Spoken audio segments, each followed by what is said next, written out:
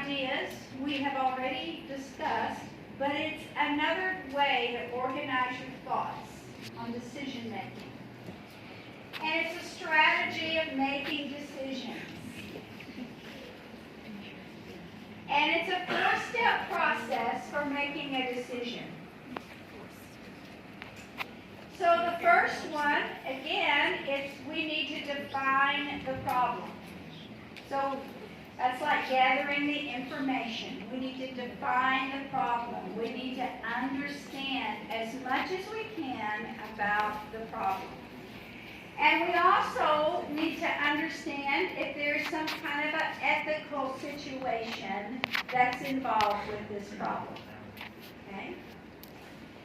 Then number 2, we list the facts. So again, this is like the information. You know, what kind of information do we have about this problem that can help us solve it? What are the different facts that we need to know to help us find solutions? And then we also want to consider who is going to be impacted by these facts. Is it just one person? Is it just you? Is it other people? Is it your family? Is it your friends? Is it specific people you work with? You know, who else is going to be impacted? And then number 3 is we want to list solutions. And we want to, instead of just one solution or one option, we want to have 2 to 3 solutions, 2 to 3 options. Because we need to compare them. We need to find what's the best one. And so we also want to think about how will these solutions impact each person that's involved in this problem. Okay? Just like when we had the problem with getting over the chairs. You know, we needed to think about, can everybody jump over the chairs? No. Can everybody crawl under the chairs? No. But everybody could go around the chairs. That was easy. We could do that. Everyone could do that. So we want to think about how will the solutions impact each person that's involved in this problem. And then we want to decide. We want to decide on a plan of action. You know, we want to make sure we come to a place to where we make a decision. The best that we know at the time. Okay? So that's a 4-step process that we can use to help organize our thinking.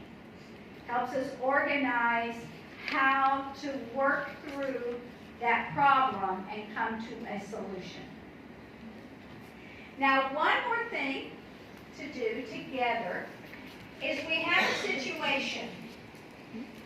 And I'm going to read the situation, and then I'm going to have you talk again in your group, okay? So here's the situation. Mai is employed by a large computer company with approximately 500 employees.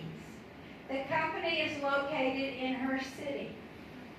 Mai is an administrative assistant in the Human Resources Department, so HR. Her good friend Michael is applying for a job with the company. Mai has agreed to give a reference for him.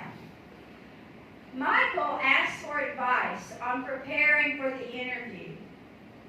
Mai has the actual interview questions that are asked of all applicants. Mai is considering making him a copy of the list so he can prepare.